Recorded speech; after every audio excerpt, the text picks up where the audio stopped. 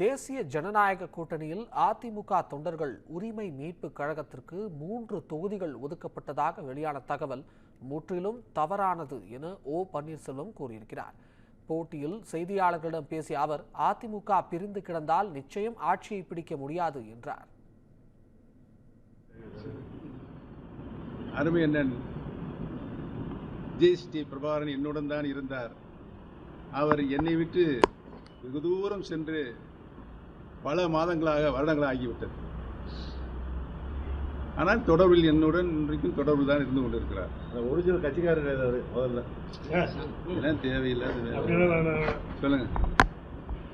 அதிமுக ஒன்றிணைய வேண்டும் அப்படின்றது முதல் அனைத்து இந்திய அன்னார முன்னேற்ற கழகத்தில் இதயம் டாக்டர் புரட்சி தலைவர் எம்ஜிஆர் அவர்கள் எந்த நோக்கத்திற்காக இந்த இயக்கத்தை உருவாக்கினார்களோ, இந்த இயக்கம் யாராலும் வெல்ல முடியாத இயக்கமாக மாண்புமிகு இதயம் டாக்டர் புரட்சி தலைவி அம்மா அவர்கள் வளர்த்தெடுத்தார்களோ, அந்த நோக்கம் நிறைவேண்டும் என்று சொன்னால் அனைத்து இந்திய அன்னார முன்னேற்ற கழகத்தில் பிரிந்து கிடக்கின்ற சக்திகள் அனைத்திலும் ஒன்று சேர வேண்டும். ஒன்று சேர்ந்தால்தான் தமிழகத்தில் மீண்டும் மாண்புமிகு அம்மாவுடைய ஆட்சியை மலரச் செய்ய வேண்டும் என்ற ஒரு சூழல் இருக்கிறது. பிரிந்து கிடந்தால் அதற்கு வாய்ப்பு இல்லை.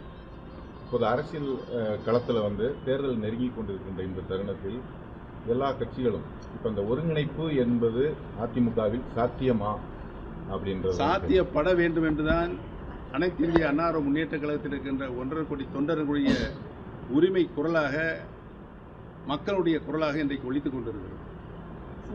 அதிமுக ஒன்றிணைய வேண்டும் அப்படின்ற ஒரு முதல் குரல் கொடுத்த திரு செங்கோட்டையன் அவர்கள் இப்போ தாவேகாவில் ஐக்கியமாக இருக்கிறதுக்கு என்ன நினைக்கிறீங்க? அனைத்து இந்திய அன்னார முன்னேற்றத்தில் அனைத்து பிரிந்து கிடக்கிற சக்திகள் எல்லாம் முதல் குரல் கொடுத்த நான் தான் என்பதை தெரிவித்துக் கொள்ள கடமைப்பட்டிருக்கிறேன்.